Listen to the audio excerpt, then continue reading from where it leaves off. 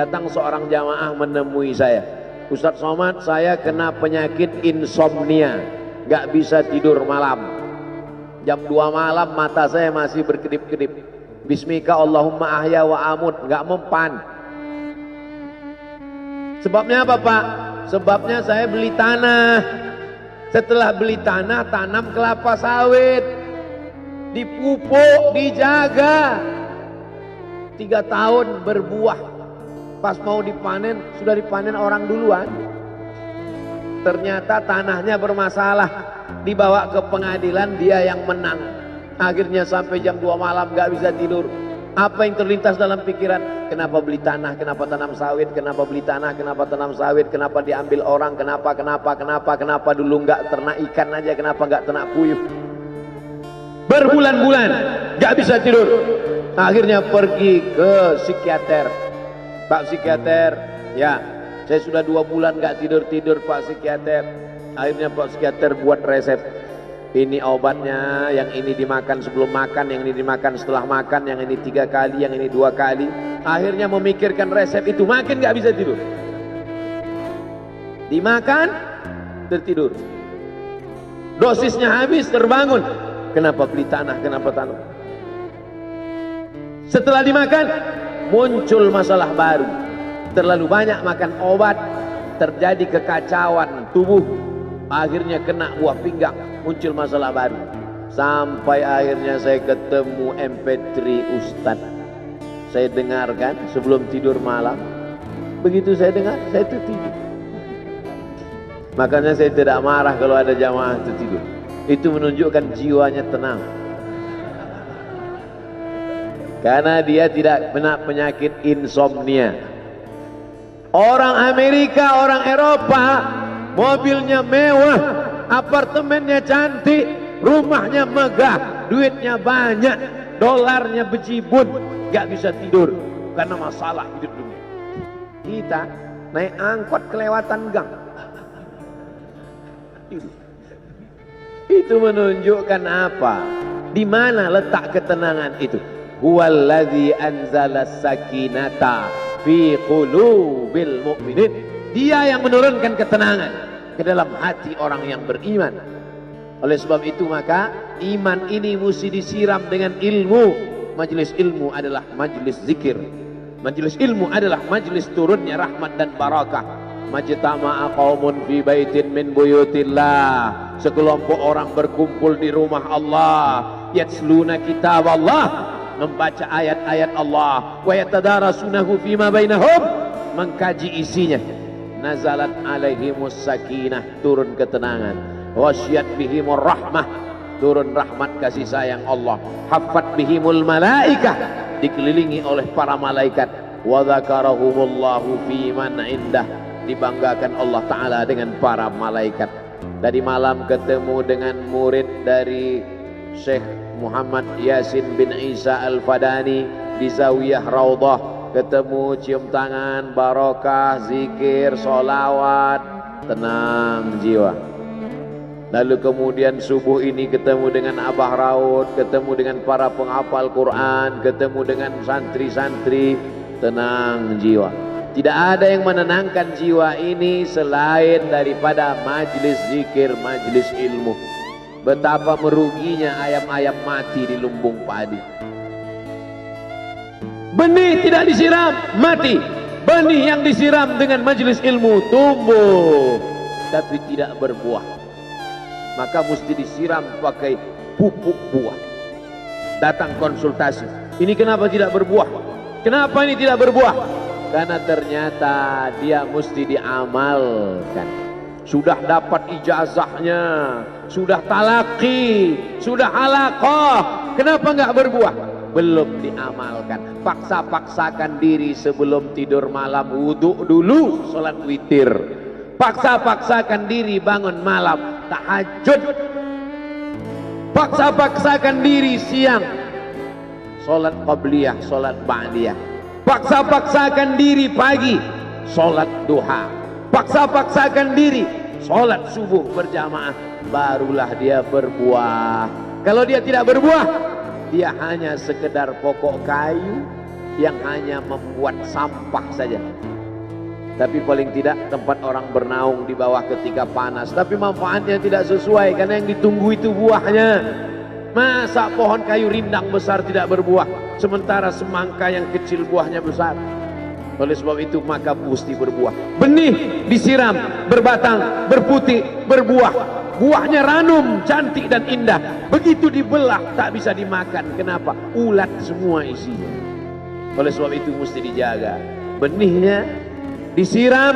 Apa yang bisa menjaga ini? Diprotek dia. Kenapa apel tidak dimakan ulat? Bukan karena ulat tidak sanggup beli apel, tapi karena disemprot pestisida. Ulat tahu ini ada pestisidanya, maka dia tidak makan. Kita nggak tahu, dimakan. Ikan asin tidak dikerubungi lalat. Tidak ada satupun lalat yang hinggap di ikan asin. Kenapa? Karena lalat tahu ikan asinnya pakai formalin. Manusia nggak tahu. Pintar mana manusia dari lalat? Jangan jawab. Akhirnya orang makan, menumpuklah pestisida dan formalin dalam darah. Apa namanya? CANCER, cancer. Karena dia tidak larut dalam tubuh. Yang lain-lain larut. Makanan-makanan larut menjadi energi, menjadi sampah, dibuang menjadi kotoran. Sama seperti daun, kalau jatuh ke tanah larut menjadi pupuk. Tapi plastik tidak larut, maka plastik sampah bertebaran. Oleh sebab itu maka ini mesti dijaga. Apa yang bisa menjaga buah apel supaya tidak berulat? Jagalah dia dengan ikhlas. Kamu kenapa nggak ke masjid? Saya kalau ke masjid riak, maka saya nggak ke masjid biar ikhlas. Tarkul amal li ajlin nas riak. Kata Imam Fudail bin Iyad, tarkul amal li ajlin nas riak. Tidak jadi beramal karena takut dipuji orang, riak. Wal amal li ajlihim syirik. Beramal karena ingin dipuji orang, syirik. Kenapa kamu nggak pakai sorban? Takut dipuji orang, riak. Pakai saja sorban anak. Jangan takut dipuji orang. Pakai sorban, yakinkan dirimu. Baik. Ustaz, kenapa nggak pakai sorban? Ada masanya nanti pakai sorban. Tarkul amal li ajlin nas riya. Tapi beramal, tapi saya nggak tahan Pak Ustaz, dipuji orang. Luruskan, karena pujian pasti akan selalu datang. La'atiyannahum min baini aydihim wa min khalfihim wa an aymanihim wa an syama'ilihim. Datang dari depan, dari belakang, dari kanan, dari kiri, dari dalam. Alladzi yuwaswisu fi sudur, dari dalam, dari depan, dari belakang, dari kanan, dari kiri, dari dalam, dari dua aspek, minal jinnati wan nas, dari yang zahir, dari yang batin, berdatangan dia. La ughwiyannakum, aku akan goda anak cucu Adam. Sampai kapan? Madamat arwahuhum fi ajsadihim, selama roh masih bersemayam dalam jasad, selama masih hidup, dia terus menggoda. Kapan kita berhenti dari godaan ini? Nanti setelah terbaring, terbujur kaku, bahkan sampai mau sakaratul maut pun dia tetap menggoda. Itulah makanya orang berzikir tidak bisa digoda waktu sakaratul maut. Kenapa? Karena la ilaha illallah akan terngiang di telinganya. Subhanallah walhamdulillah wa la ilaha illallah wallahu akbar. Subhanallah walhamdulillah wa la ilaha illallah wallahu akbar. Kalau itu diucapkan sekali, 10 kali, 100 kali, 1000 kali, terngiang dia di telinga kita. Bahkan ketika kita mau tidur malam pun terngiang dia. Bahkan ketika kita mengigau di tengah malam pun itu yang terngiang. Maka saat mau sakaratul maut pun itu juga yang akan datang. Apa yang kau ucapkan, apa yang kau dengar, apa yang kau pikirkan, apa yang kau renungkan, itu yang akan datang waktu sakaratul maut. Seorang bapak sudah diponis dokter, panggil istrinya, panggil anaknya, bawa ini ke rumah,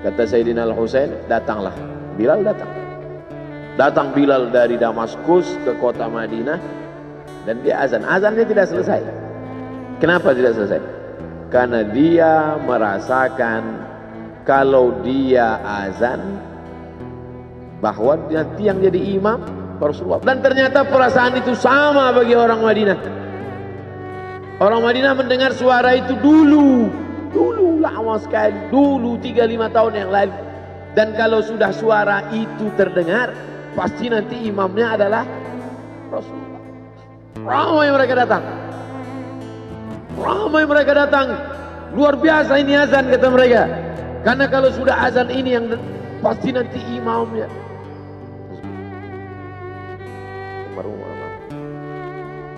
Al-Fatihah. A'udzubillahi minasyaitonir rajim. Bismillah. Alhamdulillahirabbil alamin. Arrahmanir rahim. Maliki yaumiddin. Iyyaka na'budu wa iyyaka nasta'in. Ihdinas siratal mustaqim. Siratal ladzina an'amta 'alaihim ghairil maghdubi 'alaihim waladdallin. Amin.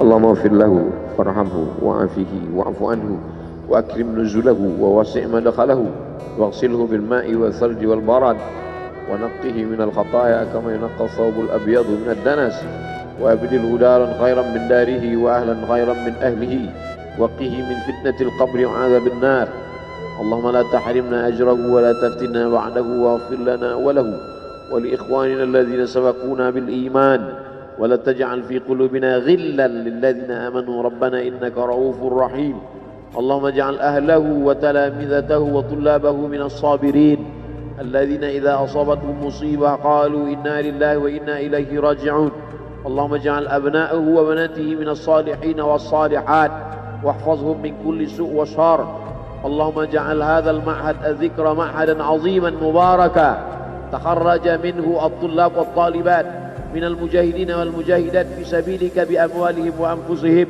اللهم احفظهم من الظلمات اللهم أخرجهم من الظلمات إلى النور اللهم وفقنا لما تحبه وترضاه اللهم اجعل أبناءنا وبناتنا من حفاظ القرآن والحافظات اللهم اجعل قبره روضة من رياض الجنان لا تجعل قبره حفرة من حفر النيران وصلى الله على سيدنا ومولانا شفيعنا وذخرنا محمد وعلى آله وصحبه وسلم والحمد لله رب العالمين. Kalau sayang dengan almarhum, hidupkan majelisnya, ramaikan, bangkitkan semangat, tunjukkan kepada Allah Subhanahu wa taala bahwa kita cinta. Sab'atun yudhilluhumullah, 7 orang yang dapat naungan yauma la illa dhilluh, hari itu tak ada naungan kecuali naungan Allah. Rajulani, 2 orang, tahabba fillah, berkasih sayang karena Allah, ijtama'a alaih, bersama karena Allah, wa tafarraqa alaih. Saya berharap saya dengan almarhum, saya dengan Abah Raud, saya dengan para sahabat termasuk yang mendapatkan naungan ini. Saya dengan almarhum tak ada hubungan kepentingan, kami tak ada hubungan politik, kami tak ada hubungan ekonomi. Kami murni karena la ilaha illallah Muhammadur Rasulullah. Alaiha nahya, dengan itu kami hidup. Wa alaiha namutu, dengan itu kami mati. Wa biha nub'atsu insyaallah, dengan itu juga nanti kita akan dibangkitkan. Sayang dengan Nabi, hidupkan masjid-masjid. Sayang dengan ulama, hidupkan majelis-majelisnya. Jaga peninggalan-peninggalannya. Lanjutkan perjuangannya. Itu bukti sayang. Sayang bukan di tepi bibir, sayang bukan basa-basi. Oleh sebab itu kita akan dituntut di hadapan Allah tentang nikmat besar ini. Mudah-mudahan kita lulus ujian dunia, ujian akhirat. Amin ya rabbal alamin. Terima kasih segala perhatian. Mohon maaf segala kesilapan dan kekhilafan. Jangan lupa salat sunat isyraq 2 rakaat. Terima kasih. Wassalamualaikum warahmatullahi wabarakatuh.